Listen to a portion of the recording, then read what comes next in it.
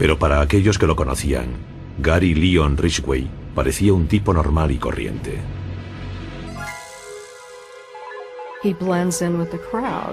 Se confundía con la multitud. No había nada en él que hiciese saltar la alarma, y por eso era tan efectivo a la hora de engañar a las mujeres. Gary Ridgway es de lo mejorcito cuando se trata de matar. La mayoría de los asesinatos se resuelven en un par de días, pero Ridgway salió impune durante décadas. El asesino de Green River.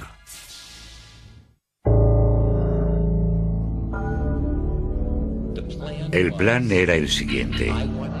Quería matar a todas las prostitutas que pudiese. Creía que podría matar a tantas como quisiera sin ser detenido.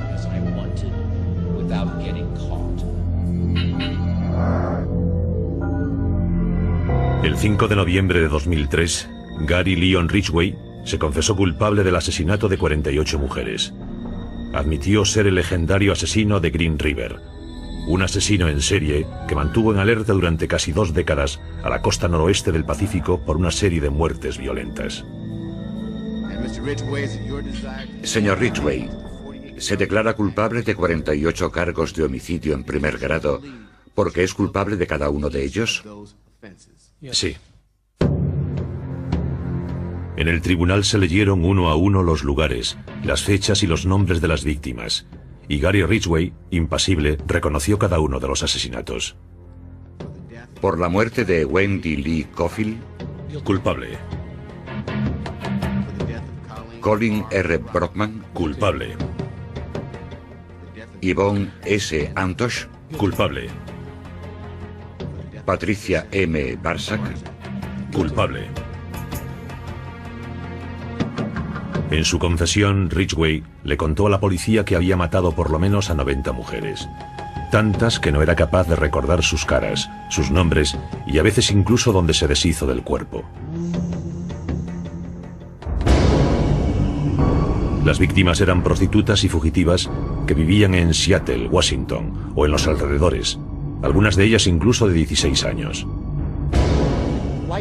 Al igual que otros muchos asesinos en serie, el objetivo de Ridgway eran las personas vulnerables. Y las prostitutas son las más vulnerables de todas. Es el asesino en serie más prolífico de Estados Unidos. Y sus primeras víctimas aparecieron aquí, en el Green River. Estábamos todos horrorizados. Esos eran los lugares donde hacíamos picnic, donde nadábamos, donde nuestros niños corrían y jugaban, hasta que empezaron a aparecer los cuerpos.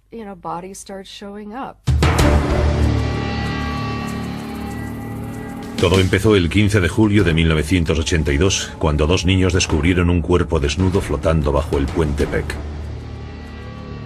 Se llamaba Wendy Lee Cofield, una chica de 16 años que se había escapado de casa y que había sido estrangulada. 4 semanas después apareció flotando boca abajo en el río el cuerpo desnudo de una mujer a la que habían estrangulado, Deborah Bonner. Una vez que comenzaron los asesinatos, empezamos a hacer suposiciones. Es decir, ¿era obra de más de una persona? ¿Cómo empezó y dónde acabará todo esto? ¿Cómo es posible? Todo sucedía en Green River. Y los asesinatos continuaron. 3 días después, el 15 de agosto. Un barquero nos dijo que había estado navegando río abajo y vio lo que parecían ser 2 maniquíes en la orilla del río. Pero cuando se acercó se dio cuenta de que no eran maniquíes, de hecho eran cuerpos humanos.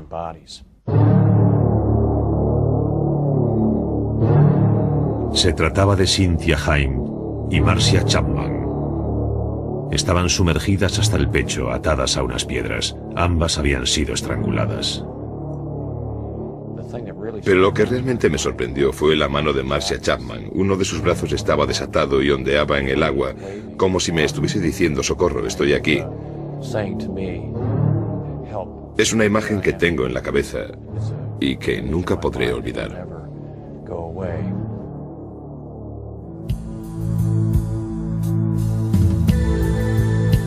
Cuando el detective principal, Dave Reicher, descendió al lugar donde estaban los cuerpos, se encontró con otra víctima tirada sobre la hierba. Se llamaba Opal Mills. En aquella época, Reicher no sabía que las pruebas que había en esas escenas ayudarían a capturar al asesino de Green River casi 20 años después. Cuando las víctimas empezaron a aparecer en el río, Ridgway estaba solo a unos minutos de allí, trabajando en la Kenworth Trunk Company de Seattle. En el año 1982 ya llevaba trabajando allí 11 años. Gary era pintor, hacía los dibujos en los camiones con cinta adhesiva. Era un trabajo que requería destreza y precisión. Era el puesto ideal para Gary Ridgway. Era meticuloso. Le gustaba asegurarse de que todo estaba perfecto. Perfecto para él. Muchos de sus compañeros de trabajo opinaban que había algo en Gary Leon Ridgway que no era del todo correcto. Cuando pasaba una mujer, todos nos quedábamos mirándola. Pero él tenía algo oscuro en la mirada, se quedaba como ensimismado. Sin embargo, nadie sospechó lo diferente que Gary Leon Ridgway podía llegar a ser en realidad. Entre el otoño y el invierno de 1982, nadie en Seattle tenía ni la más mínima idea de la identidad del asesino de Green River, a pesar de que se escondía a simple vista entre ellos.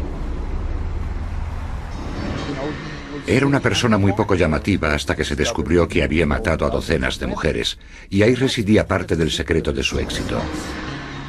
Su apariencia y su comportamiento eran como el de todo el mundo, y no se comportaba ni se parecía a nadie en particular, así que pasaba desapercibido sin levantar sospechas.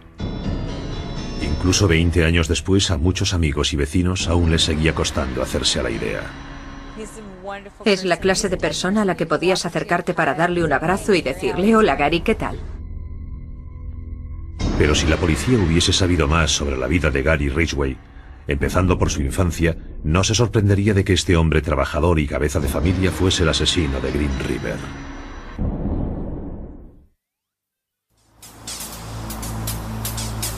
En agosto de 1982 se encontraron los cuerpos de las primeras víctimas del asesino de Green River. Enseguida cundió el pánico en los alrededores del río, que hasta entonces habían sido tranquilos. Para ser sincera, mi mayor miedo era estar en el lugar equivocado en el momento equivocado, estar allí para presenciar cómo alguien se preparaba para tirar un cuerpo al río. Durante ese verano, cada vez que iba sola en el coche, aparecía la policía para preguntarte qué estabas haciendo.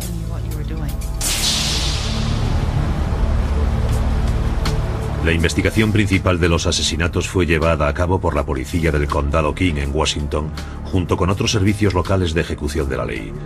Supieron que se trataba de un asesino en serie cuyo objetivo parecía ser los transeúntes que trabajaban en La Franja, una zona de mala fama próxima a la autopista del Pacífico Sur, que va desde SeaTac hasta Seattle. Eran las víctimas perfectas. Se subían en el coche y lo hacían con discreción porque no querían que las descubriese algún policía de la secreta que podría estar observando. No querían que las descubriese la patrulla de la policía que vigilaba la zona. Por eso, como las víctimas actuaban siempre así, se convertían en blancos fáciles. A finales de 1983 habían aparecido 13 cuerpos y 2 docenas de mujeres estaban desaparecidas. Algunas de ellas habían sido vistas por última vez subiendo a una furgoneta. La policía seguía todas las pistas, incluso una que los condujo a Gary Ridgway por primera vez. Desapareció una mujer joven de nombre Marie Malvar. Un testigo dijo que la había visto subir a una furgoneta que más tarde vio aparcada en la casa de Ridgway. La policía lo interrogó y él los convenció de que no era su hombre. Su comportamiento era sencillo y no inspiraba miedo.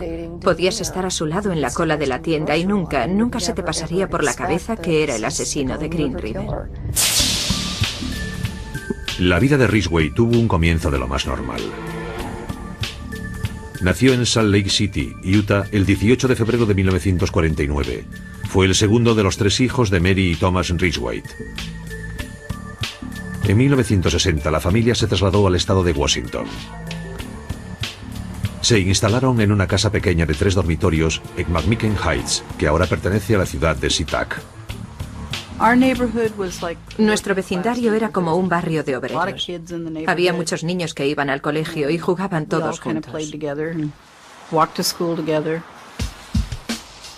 El padre de Ridgway era conductor de autobús de la compañía Metro, que hacía la ruta de la autopista del Pacífico Sur hasta Seattle.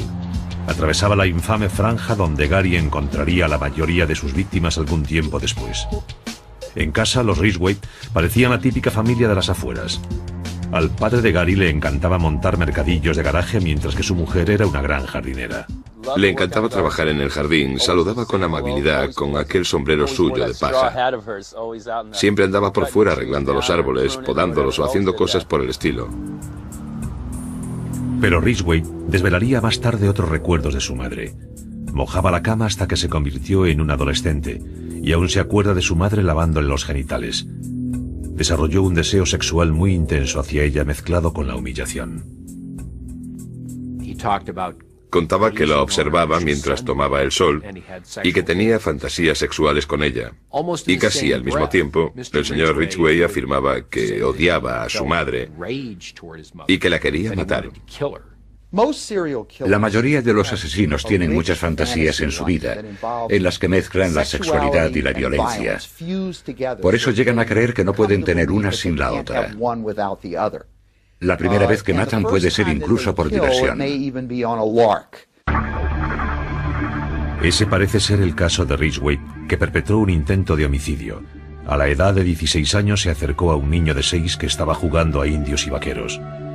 Ridgway lo llevó engañado a una zona boscosa. Una vez allí sacó una navaja y lo apuñaló. El niño se quedó muy asustado y el señor Ridgway, según contó el crío, dijo lo siguiente: solo quería ver lo que se siente cuando matas a alguien. Acto seguido se marchó riéndose. El niño sobrevivió, pero nunca identificó a Ridgway, quien admitió haber disfrutado con otros comportamientos aberrantes. Confesó que le encantaba el fuego y también que había asfixiado a un gato.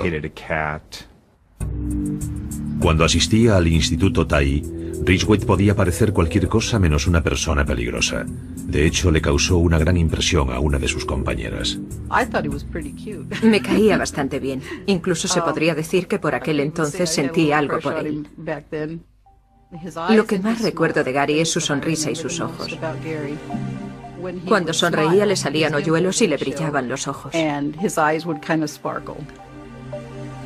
Ridgway no era un buen estudiante. Sus notas estaban llenas de suspensos.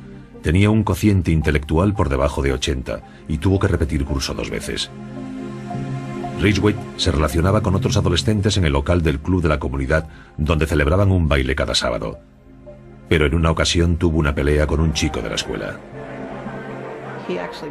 En realidad se meó por la pierna de mi hermano en la zona de descanso.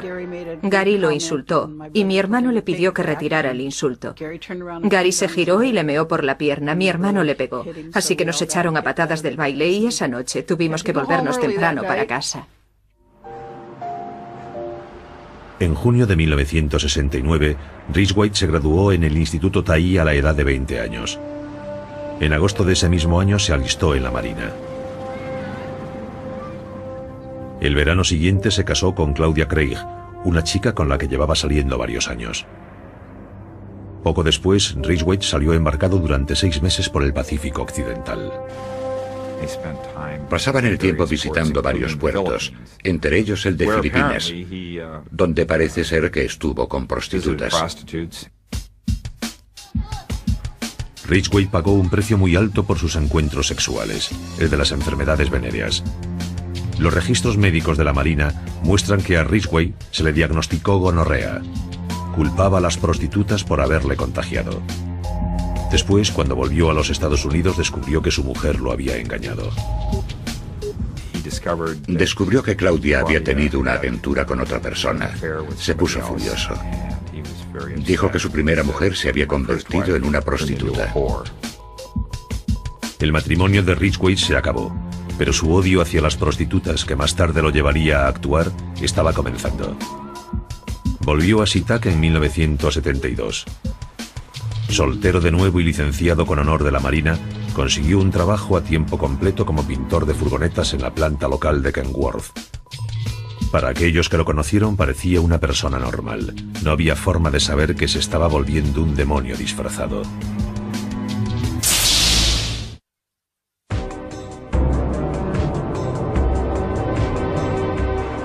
En 1972, Gary Ridgway todavía se estaba convirtiendo en un asesino. Se había descarriado cuando era joven, pero por lo que saben los investigadores aún no había cometido ningún asesinato.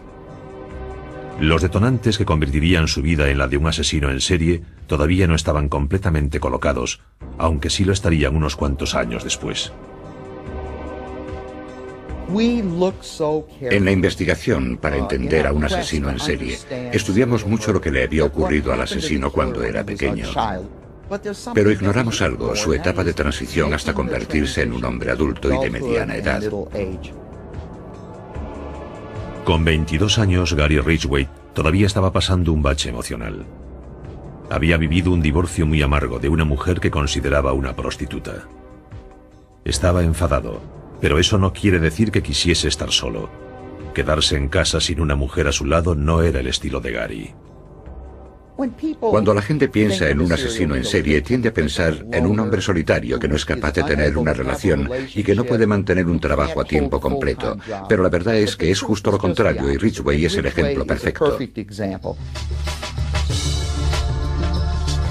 Tan solo unos meses después de que Claudia y él se divorciasen, ya había encontrado a otra persona.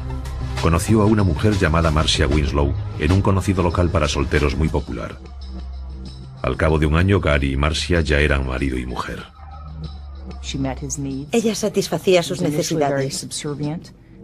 Al principio era muy servicial, cocinaba para él y le proporcionaba actividad sexual cuando él quería. Disfrutaban del sexo en cualquier parte. En especial al aire libre, en el grandioso escenario del oeste del estado de Washington. A Gary le gustaba practicar el sexo al aire libre en diversos sitios a lo largo del Green River, en el campo y en diversos lugares de las autopistas. Simplemente salía de la carretera para practicar sexo. Más tarde esos lugares le servirían para deshacerse de las mujeres que mataba. Pero en aquel momento la vida de Gary Ridgway parecía respetable. Todo cambió en 1975 cuando Marcia dio a luz un niño al que llamaron Matthew. Al señor Ridgway no le hacía demasiada gracia tener un hijo. Eso cambió la relación con su mujer. Ella dejó de estar disponible para él y además hubo un periodo de tiempo durante el cual ella no podía mantener relaciones sexuales. Algún tiempo después, cuando pudieron mantener relaciones, su comportamiento empezó a cambiar. Lo que en su momento fueron jugueteos divertidos junto al río, se convirtieron entonces en unos encuentros escalofriantes. Tenía la costumbre de acercarse sigilosamente por detrás y asustarla. Parece ser que en algunas ocasiones sus jugueteos preliminares consistían en estrangularla, como él decía. La agarraba por el cuello y lo oprimía para cortarle la respiración. Marcia se marchó y pidió el divorcio. Si Gary Ridgway pensaba que su vida estaba acabada cuando se rompió su primer matrimonio, cuando Marcia rompió con él se sintió incluso peor. Años después le diría a la policía que la pérdida de Marcia fue un punto sin retorno. Pensó que había estado equivocado. Dijo que debería haberla matado, y parece ser que fue después de todo esto cuando comenzó la violencia. Ridgway afirmaba, si hubiese matado a mi segunda mujer, nunca habría matado a esas prostitutas. En realidad estaba intentando castigarla. Es fácil no creerse la afirmación de Ridgway. La gente cercana al caso cree que habría matado tarde o temprano de todas formas. Pero sea cual sea su motivo, un año después de que Ridgway se divorciase, empezaron a aparecer los cuerpos de las chicas a lo largo del Green River. Recuerdo que cuando apareció la primera víctima pensamos que se podía tratar de un caso de violencia doméstica o algún tipo de caso aislado. Y después apareció otra y otra y otra. La gente estaba asustada y no daba crédito. En aquel momento nadie más sabía que el asesino era Gary Ridgway. Las víctimas eran mujeres que para él eran tan odiosas como las esposas que lo habían abandonado. Él pensaba que las prostitutas eran mujeres totalmente prescindibles y no las consideraba seres humanos. De hecho, le confesó a la policía que las consideraba basura. Las llevaba a su casa o a alguno de aquellos lugares apartados cerca del río donde alguna vez había hecho el amor con Marcia. Después se aseguraba de que se quedaban completamente desnudas. De esta forma no quedaba ninguna prueba del crimen en la ropa de las víctimas. Normalmente le rodeaba el cuello con el antebrazo desde atrás sin avisar. Era muy íntimo y personal. Había mucho contacto físico. Literalmente le exprimía hasta el último aliento al cuerpo agonizante de la víctima, y cuanto más se defendía, suplicaba y gritaba, él se sentía mejor consigo mismo. Dejaba la excitación para más tarde. El sexo con la víctima antes del crimen no era suficiente, así que volvía con frecuencia a la orilla del río donde dejaba a sus víctimas para fornicar con los cadáveres de nuevo. Ideó un sistema para enterrarlas de forma que podía volverlas a sacar para usarlas una y otra vez hasta que ya tenían gusanos o moscas. Es decir, practicaba sexo con ellas hasta que estaban casi descompuestas. Sinceramente desconozco las razones psicológicas que hay detrás de lo que hizo. Pero al menos según el señor Ridgway, su motivo era que se sentía simplemente libre. Era una cita, un acto sexual por el que no tenía que pagar. Una vez que Gary Ridgway probó la excitación del asesinato, le pareció irresistible. No me cabe ninguna duda de que realmente disfrutaba matando, y cuanto más lo hacía, más disfrutaba. Mientras tanto, ejercía de padre de un niño de casi 7 años. Aunque no se emocionó con el nacimiento de Matthew, al cabo de los años empezaron a pasar más tiempo juntos. Después del divorcio tenía a Matthew un fin de semana de cada 2 y se aprovechaba desvergonzadamente de él para atraer a sus víctimas.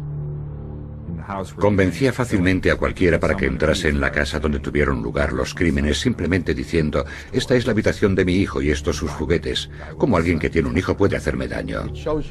Eso demuestra lo listo que era. Era capaz de usar a su hijo como una coartada para asegurarle a las víctimas que era inofensivo, que no les haría daño.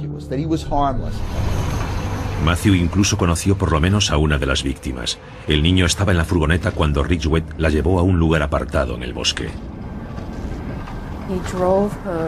Condujo hasta un lugar aislado. Le dijo al niño que esperase en la furgoneta y después desapareció en el bosque con la mujer.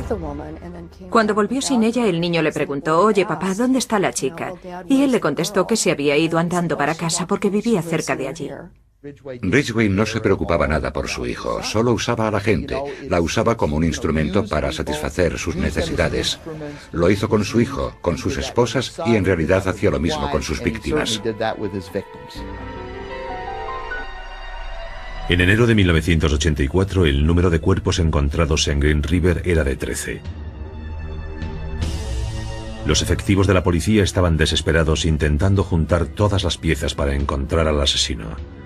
Para Gary Ridgway, el juego de la evasión estaba empezando.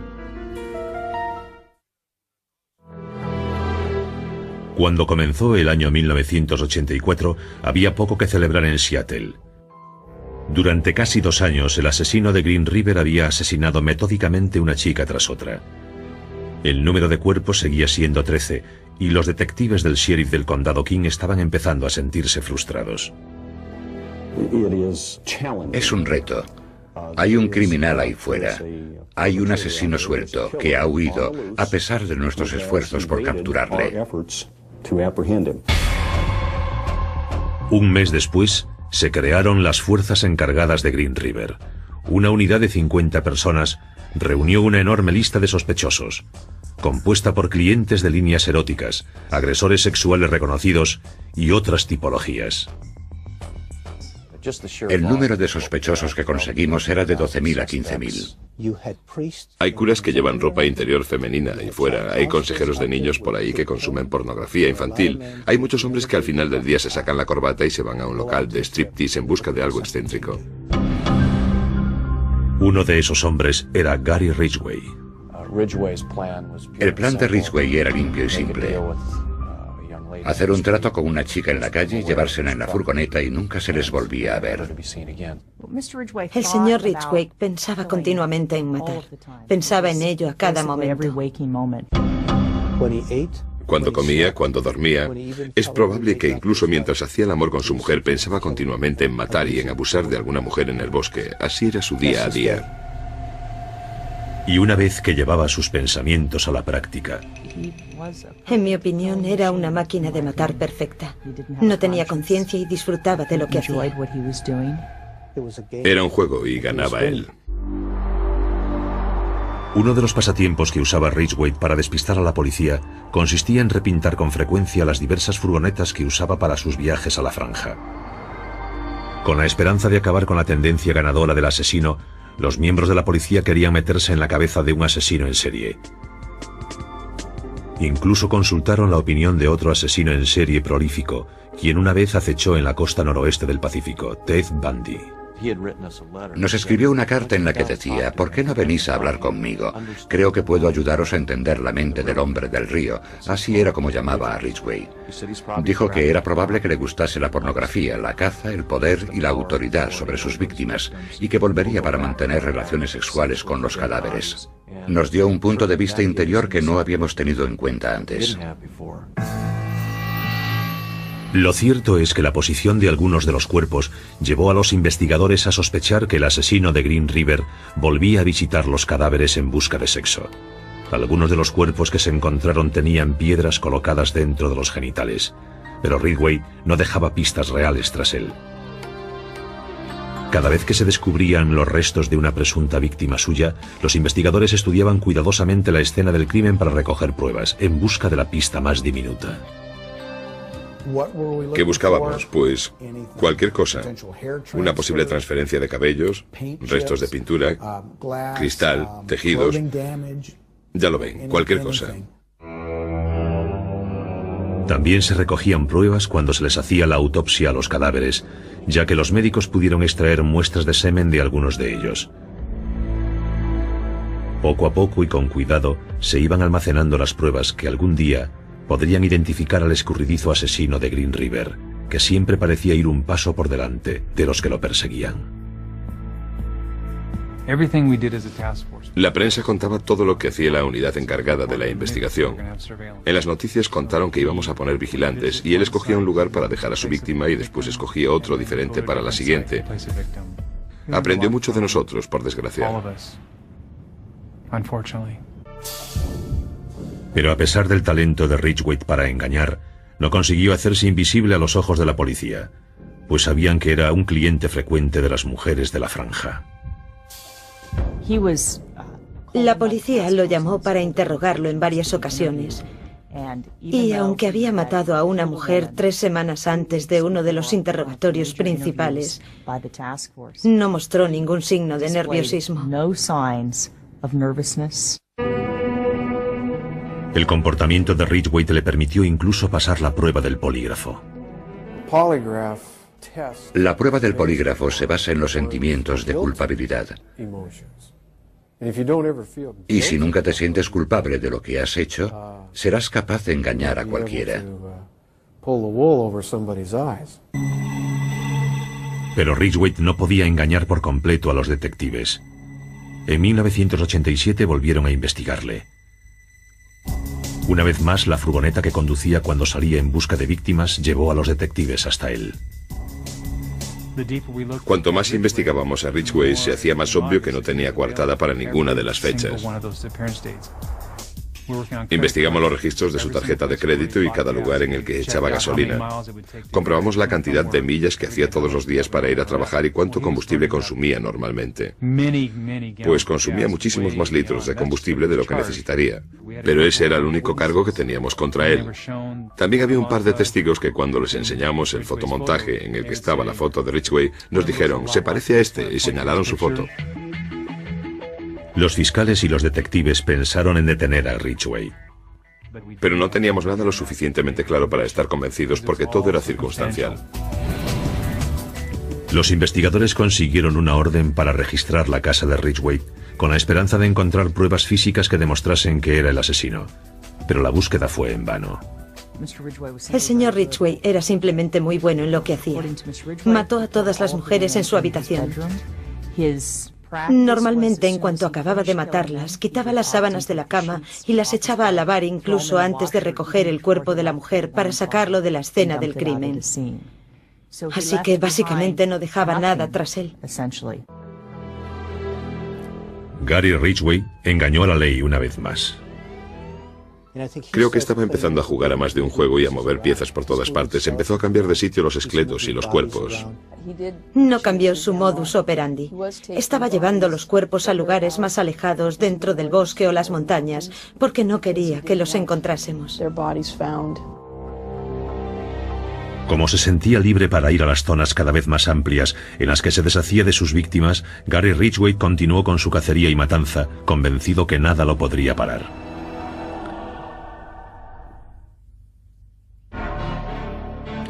En 1988 habían muerto más de 40 mujeres, víctimas de lo que se empezaba a conocer como los asesinatos de River Green. El asesino, Gary Ridgway, seguía suelto. Llegados a este punto, Ridgway no solo conseguía engañar a la policía, sino que era capaz de esconder su conducta asesina de tal modo que otra mujer aceptó casarse con él. Ridgway se casó con su esposa número 3, Judith Lynch, en 1988. Cuando llegaron aquí por primera vez estaban recién casados. Tenían un brillo especial en los ojos, siempre estaban sonriendo y siempre estaban contentos. Nunca los veía separados. Pero el amor y el matrimonio no acabaron con el insaciable deseo de matar de Ridgway.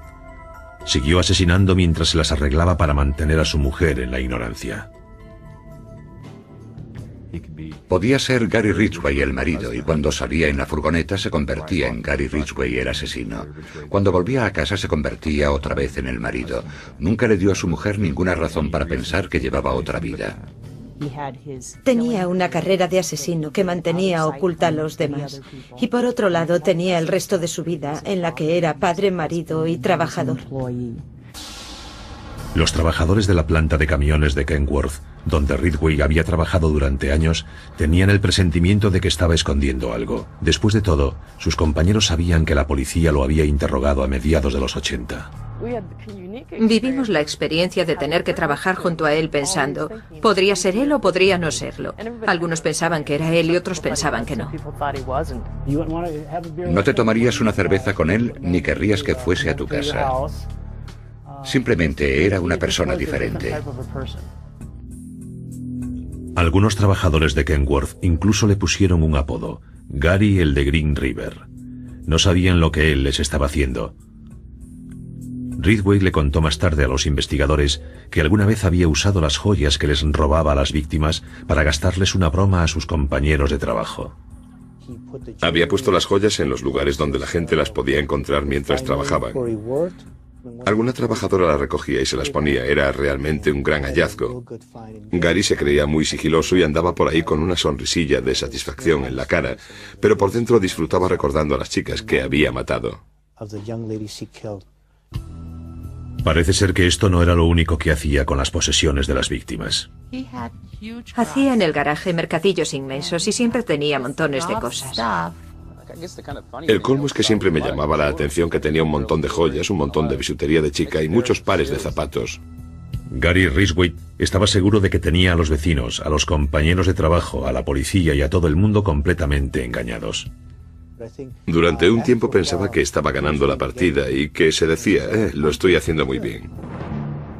De hecho, lo hacía tan bien que los investigadores de la policía se vieron obligados a bajar el ritmo. Aunque Ridgway seguía matando, cada vez aparecían menos cuerpos. A medida que el caso se prolongaba sin ninguna resolución, la unidad encargada de la investigación se hacía cada vez más y más pequeña. En 1990 solo quedábamos 5. Yo lo dejé en abril de 1990 y quedaron 4. En 1992 solo quedaba Tom Jensen. Lo mantuve vivo en la mente de la gente tanto como pude. Empezaban a perder la esperanza, hasta que la tecnología moderna les dio a los investigadores la ayuda que necesitaban desesperadamente. En los años 80 los detectives habían tomado muestras de las escenas de los crímenes de forma meticulosa. Ni siquiera sabían lo útiles que podrían ser, pero las clasificaron y las guardaron de todas formas. Las congelaron y las guardaron, aunque, como se suele decir a menudo, esto no vale para nada, solo va a ocupar espacio en el almacén de pruebas, deshagámonos de esto. Pero eso no ocurrió. Sus previsiones no empezaron a dar resultado hasta el verano de 2001, cuando la tecnología del ADN ya era lo suficientemente buena para analizar las pruebas de los años 80. 19 años después de que una mujer llamada Marcia Chapman fuese estrangulada y abandonada para que se pudriese en las orillas del Green River, las muestras que se obtuvieron de su cuerpo fueron llevadas al laboratorio criminalístico del estado de Washington. Había espermatozoides y conseguimos extraer el ADN de un hombre que coincidía con el de Gary Ridgway. Los resultados fueron realmente sorprendentes. Después se contrastaron las muestras con las de Carol Christensen. De nuevo coincidían con Ridgway. Durante todos estos años, Gary Ridgway había salido impune de sus asesinatos, pero al final los policías consiguieron las pruebas que necesitaban para inculparlo. Se nos llenaron los ojos de lágrimas. Fue un gran momento que nunca olvidaré. Pero todavía había más noticias buenas. Con los avances tecnológicos, ahora se podían analizar las partículas de pintura que habían recogido años atrás los investigadores, y los científicos podían relacionarlas con Ridgway. Descubrimos que había pintura en spray con una composición química idéntica al material que Gary Ridgway usaba en la planta donde trabajaba. Tenía partículas de pintura sin saberlo en el coche y en su casa, y las víctimas estuvieron en el coche y en la casa y también tenían partículas de pintura. Eso era algo en lo que Ridgway no se había parado a pensar. Las muestras de pintura coincidían a la perfección. Con las pruebas en la mano, la unidad encargada del caso acabaría enseguida con el imperio del terror de Gary Ridgway. Durante más de 20 años, Gary Ridgway encontró un placer perverso asesinando a docenas de mujeres y saliendo impune.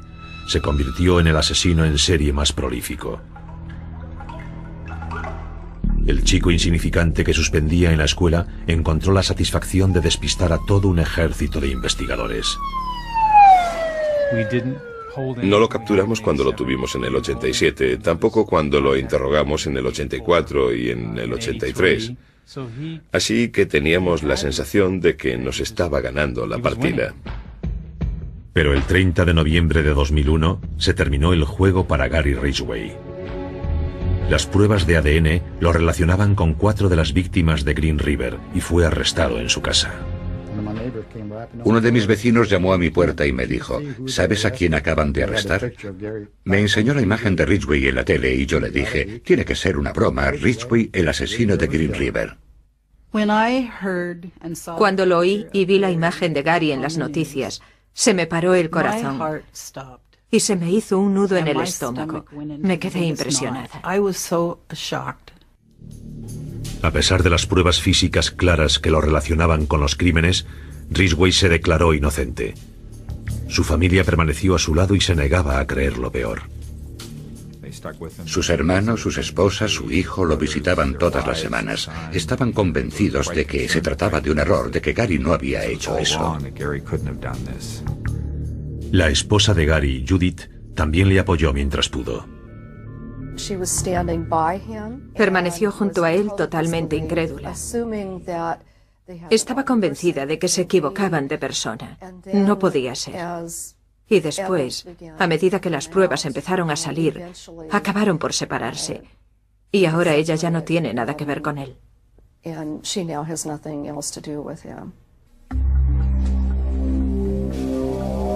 El 5 de noviembre de 2003, desaparecieron todas las dudas sobre la culpabilidad de Ridgway. Se declaró culpable del asesinato de 48 mujeres. Había hecho un trato para colaborar en la investigación y les proporcionó más información sobre las víctimas y los lugares en donde estaban los restos. Haciendo eso se libró del juicio y de una posible condena a muerte. Señor Ridgway, ¿cómo se declara por el primer cargo de homicidio en primer grado de Wendy Lee Caulfield? Culpable. Señor Ridgway, ¿cómo se declara por el segundo cargo de homicidio en primer grado de... Culpable. Culpable. Culpable. Es como si no tuviese ningún tipo de remordimiento por lo que había hecho.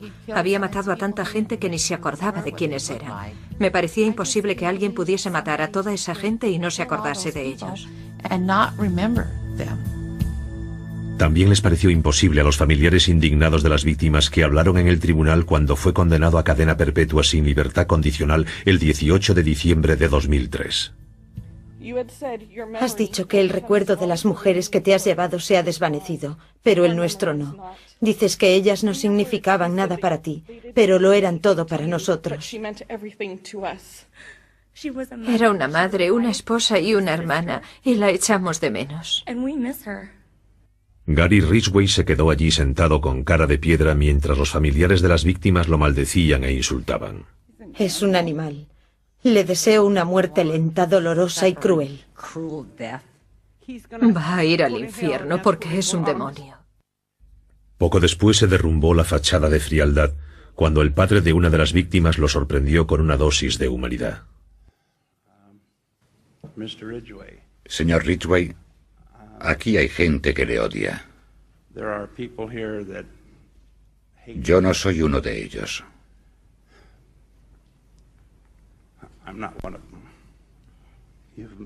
Me ha hecho muy difícil estar a la altura de mis creencias. Y lo que Dios me dice que tengo que hacer es perdonar. Está perdonado, señor. Aquellas lágrimas y la declaración que hizo ese mismo día ante el tribunal fueron lo más parecido a mostrar remordimientos que Gary Ridgway había hecho nunca. Siento haber matado a esas mujeres. Tenían toda la vida por delante. Siento haberle causado tanto dolor a tantas familias.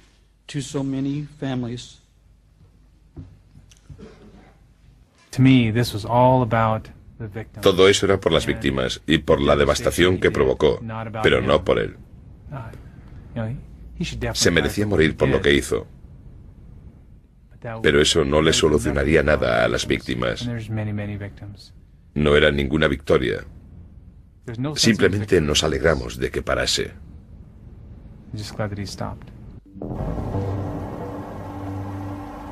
Y quizás nadie, salvo el propio Gary Ridgway, pueda desvelar nunca el secreto que lo llevó a convertirse en el asesino en serie de Green River. En cierto sentido es como si estuviésemos intentando especular con la vida mental de una serpiente. El señor Ridgway es un depredador de los pies a la cabeza. Y al final, por lo menos desde mi punto de vista, la explicación más coherente de por qué mataba es simplemente porque podía.